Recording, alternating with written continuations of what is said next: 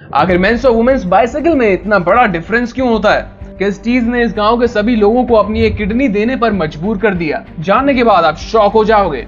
और ऐसा क्या हुआ कि ये औरत एक सांड से शादी करने की जिद करने लगी? इसी के साथ आपको बहुत इंटरेस्टिंग फैक्ट्स पता चलने वाले हैं, इसलिए बने रहिएगा वीडियो के एंड तक। फैक्ट नंबर 10, यार ये जो लड़की आपको स्क्रीन पर दिख रही है ना, इसने आज तक अपनी लाइफ में पार्ले जी के अलावा कुछ खाया ही नहीं है। इसका कहना है कि इसे पार्ले जी के अलावा और कुछ अच्छा लगता ही नहीं है, और लगेगा भी कैसे, क्योंकि इसने बचपन से ही गाय के दूध के साथ पार्ले जी ही जो खाया है। ये दिन में पार्ले जी के 7 से 8 पैकेट्स खा लेती है। अब यार मेरा मानना है कि किसी भी खाने के प्रति इतना लगाव भी अच्छा नहीं है, क्योंकि खुदा ना खास्ता पार्ले जी की मैन्युफैक्चरिंग बंद हो गई तो फिर इसकी क्या हालत होगी। Fact number 9, good night company की दाद देनी पड़ेगी, क्योंकि ये लोग इस रणनीति पर चलते हैं कि पहले कस्टमर को प्रोडक्ट की आदत डलवाओ और फिर उनसे प्रॉफिट कमाओ। अब ऐसा इसलिए है क्योंकि जब customer good night machine plus refill वाला पैक लेने जाता है तो उसको 85 रुपीज की MRP पे करनी पड़ती है, पर जब रिफिल खत्म हो जाती है और वही कस्टमर जब उस रिफिल को लेने जाता है तो वो उससे 72 रुपीज की पड़ती है।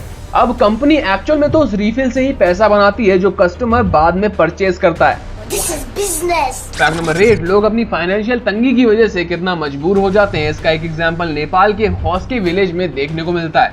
दरअसल यहाँ पर हर दूसरे व्यक्ति के पास सिर्फ एक ही किडनी है, क्योंकि गरीबी के चलते यहाँ के लोग ऑर्गन ट्रैफिकर्स के झांसे में आकर अपनी एक किडनी बेचने पर मजबूर हो जाते हैं। यहाँ के लोगों की मासूमियत का अंदाजा इस बात से लगाया जा सकता है कि ऑर्गन ट्रैफिकर्स इनसे कहते हैं कि किडनी तो किसी फल की तरह है, एक दे भी दोगे तो कुछ महीनों में दूसरी किडनी अपने आप उग जाती है। यहाँ की फाइनेंशियल तंगी का मेन रीजन यहाँ पर आया खतरनाक अर्थक्वेक है, जिसकी वजह से ये लोग गरीबी आते ही अपने घर के एक सदस्य की किडनी बेचने का फैसला कर लेते हैं। पर अफसोस उस किडनी से भी उन्हें उतना पैसा मिल ही नहीं पाता, जिससे किडनी वाला मीम भी बिल्कुल गलत साबित हो जाता है। फैक्ट नंबर 7, महाराष्ट्र के पालघर रेलवे स्टेशन पर एक बहुत ही शॉकिंग और दर्दनाक इंसिडेंट हो गया। दरअसल हाल ही में एक पति ने अपनी पत्नी को ट्रेन के आगे फेंक दिया और ये सारा इंसिडेंट सीसीटीवी कैमरे में कैप्चर हो गया। देखिए इस वीडियो को, जिसमें एक बंदा ट्रेन आती हुई देखकर पहले तो अपनी सोई हुई पत्नी को जगाता है और फिर उसे घसीटते हुए रेलवे ट्रैक्स पर फेंक देता है। ये सारी वारदात को अंजाम देने के बाद वो अपने दोनों बच्चों को लेकर रेलवे स्टेशन से फरार हो जाता है। फिर जब रेलवे ट्रैक्स पर उस औरत के अवशेष मिलते हैं तब सीसीटीवी फुटेज को चेक करके उस बंदे को ढूंढा जाता है और वो बंदा पुलिस की गिरफ्त में है। देखिए यार, जीवन में कोई भी वजह हो पर मरना या मारना किसी भी प्रॉब्लम का सोल्यूशन हो ही नहीं सकता। सही पकड़े हैं। Fact number 6, Bernard Clemens London का वो व्यक्ति है जिसने दुनिया का सबसे लंबा पाद मारने का वर्ल्ड रिकॉर्ड बनाया है। इन्होंने लगातार 2 मिनट 42 सेकंड के लिए बिना रुके पाद मारा। अब इन्होंने तो वर्ल्ड रिकॉर्ड के लिए पाद मार दिया, पर जरा आप उन बेचारों के बारे में सोचिए जो इनके साथ उस रूम में थे। वो बेचारे कितना तड़पे होंगे।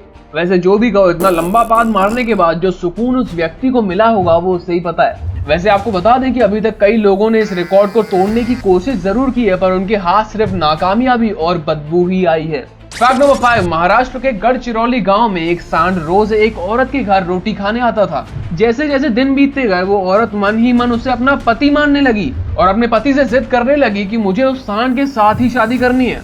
उस औरत का कहना था कि सांड ने अपना नाम राजू बताया है और वो रोज आकर उससे बातें करता है। उसका कहना था कि सांड जितनी उसकी भावनाओं को समझता है उतना तो उसका पति भी नहीं समझता। अब यहाँ तक तो ठीक है, बट हद तो तब हो गई जब उनके घर वाले भी सांड से शादी करने को राजी हो गए।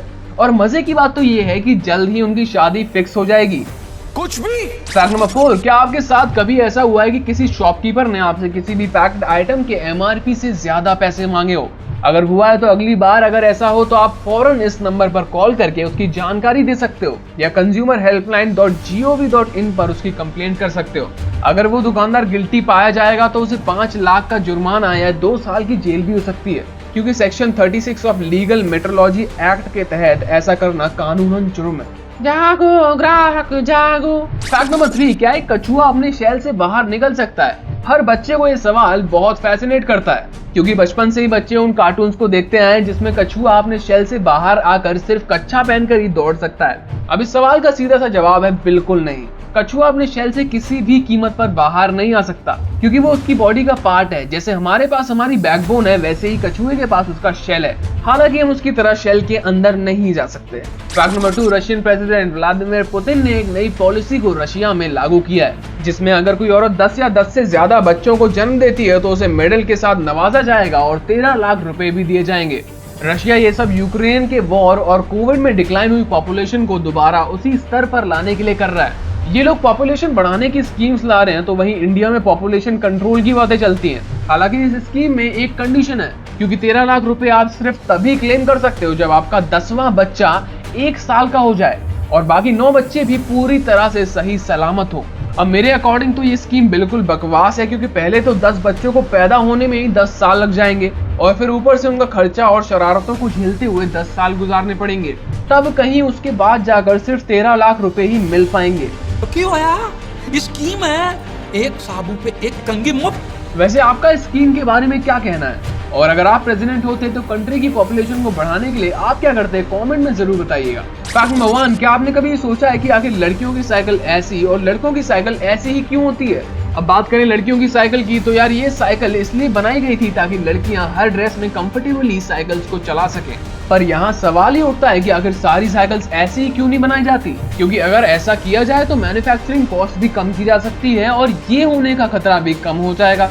तो यार ऐसा इसलिए है क्योंकि इस वाले बार की वजह से ही साइकिल की फ्रेम और स्ट्रॉन्ग बनती है और वो रफ एंड टफ तरीके से यूज होने के बावजूद भी टूट नहीं सकती। और यही 2 रीजंस हैं जिनकी वजह से वुमेन्स या मेंस रेसेस में मेंस साइकिल्स का ही यूज किया जाता है। ओके, तो यहीं पर इस फैक्ट काउंटडाउन को समाप्त करते हैं। अगर आपको ये वीडियो पसंद आया हो तो कर दीजिए वीडियो को लाइक और चैनल को सब्सक्राइब।